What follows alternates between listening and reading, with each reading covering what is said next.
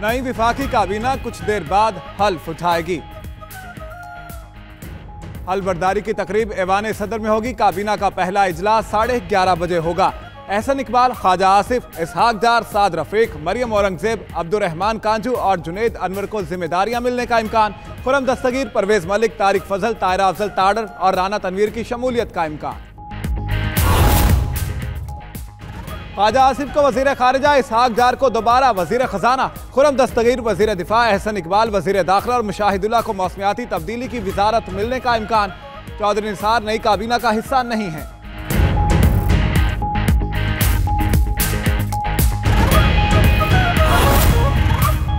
नवाज शरीफ की नाहली किस किस के लिए खुशी बन गई। पानामा केस में शरीफ खानदान के दिफा में आगे रहने वालों को इनाम मिल गया। तलाल चौधरी की JIT को मुतनाज़ बनाने और लंदन यात्रा भी काम कर गई। काबीना में शामिल दानियाल अजीज के अदलिया और JIT पर हमले उनके काम आ गए, काबीना का हिस्सा बन गए। अफवाज पाकिस्तान पर तनकीद के बाद फारिग किए गए मुशाहिदुल्लाह भी काबीना में शामिल।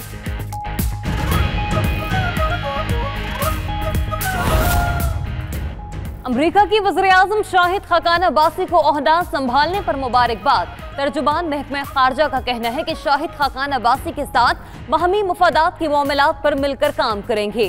पाकिस्तान के साथ अवामी सतह पर मजबूत ताल्लुकात हैं।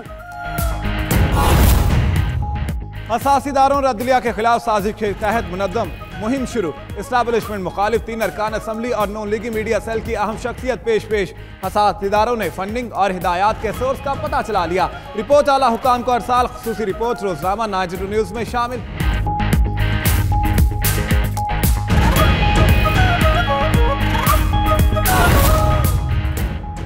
पानामा पेपर से ताल्लुक रखने वाला लॉ फर्म मोज़ेक फोंसेका के दुनिया भर में 39 दफातर बंद। पानामा स्कैंडल मंजर-ए-आम पर आने के बाद सिर्फ 6 दफातर काम कर रहे हैं। कंपनी के मुताबिक लॉ फर्म दफातर कारोबार में मंदी की वजह से बंद करना पड़े। आयशा गुलालाई के इल्जामात। इमरान खान कहते हैं कि इल्जाम तराशी के पीछे नून लीग का हाथ है। मुखालिफिन नाहल कराने में भी नाकाम रहे। N120 में लोगों को खरीदने की कोशिश हो रही है। कप्तान का आर्टिकल 62-63 में तरमीम की सूरत में सड़कों पर आने का ऐलान।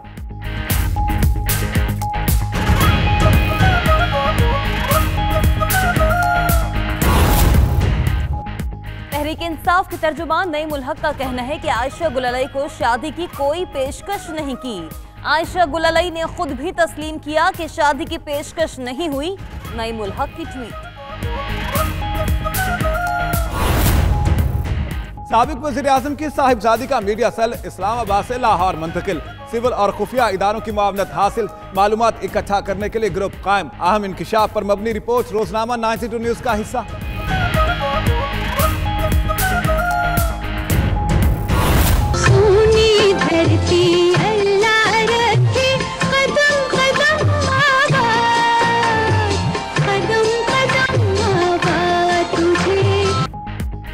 चांद मेरी जमीन, फूल मेरा वतन। 10 रोज बाद है आजादी का जश्न।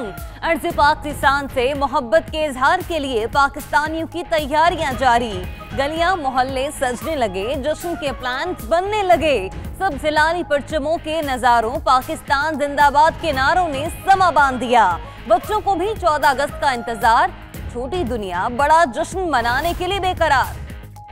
फैसलाबाद में समुद्री रोड पर बस और ट्रक में तसादुम, 3 मुसाफिर जाम बहक, 15 जख्मी।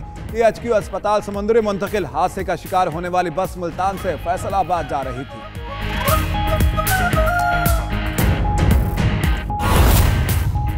कराची के लिए मार्केट के करीब मुबैना पुलिस मुकाबला, एक मुल्जिम हलाक, असलहा बरामद। लाश को पोस्टमार्टम के लिए अस्पताल मुंतकिल कर दिया गया।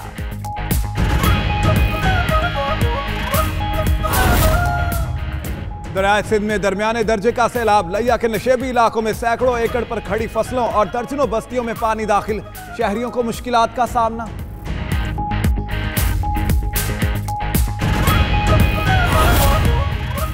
दुबई के मरीना अपार्टमेंट्स की 79 मंजिला रिहायशी इमारत में लगी आग पर काबू पा लिया गया।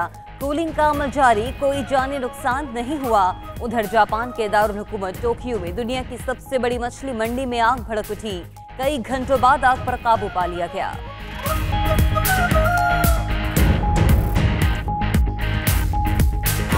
कभी ख्वाहिशों ने